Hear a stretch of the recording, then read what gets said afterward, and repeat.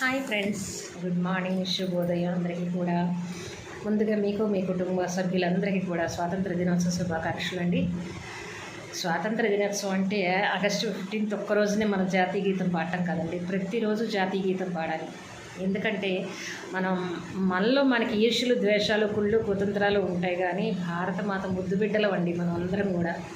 కాబట్టి అలాంటి భారతమాతని మనం మర్చిపోతున్నాం అంటే సిగ్గుపిస్తుంది. నాకైతే సిగ్గుపడుతున్నాను నేనైతే. ఎందుకంటే ప్రతిరోజు జాతీయ గీతం పాడించాలండి స్కూళ్ళలో. తల్లిదండ్రులు నేర్పించాలి, అటు గురువు నేర్పించాలి, ఇటు పిల్లలు పాడుతుంటే ఎంత ముద్దుగా ఉంటుందో చెప్పండి.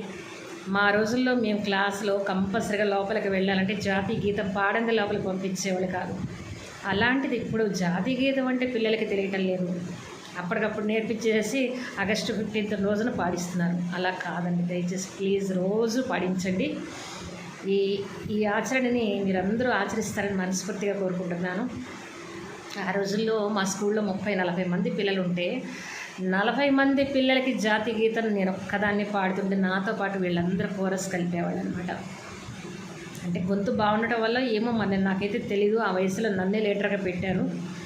స్టార్టింగ్ జనగణమన స్టార్ట్ చేసేదే నాతో.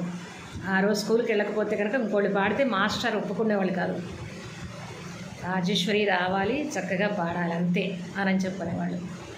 అసలు ఆ మాధుర్యం వేరు కదండి. ఆ పదాలు, ఆ తల్లిని ఆరాధిస్తూ మనం పాడటం నిజంగా చాలా గొప్ప విషయం. అది చాలా మంచి పాట.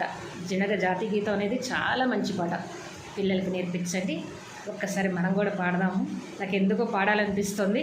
దయచేసి అన్యదా భావించద్దు, అందరూ నవ్వద్దు. ముందుగానే చెప్పేస్తున్నాను. జనగణమన అధినాయక జయ హే భారత భాగ్య విధాత, పంజాబ సింధు గుజరాట మరాఠ ద్రావిడ ఉత్కళ వంగ వింధ్య హిమాచల యమునా గంగ ఉచ్చల జలజితరంగా, తవ శుభ నామే జాగే, తవ శుభ ఆశిష మాఘే, గాహే తవ జయ గాథా.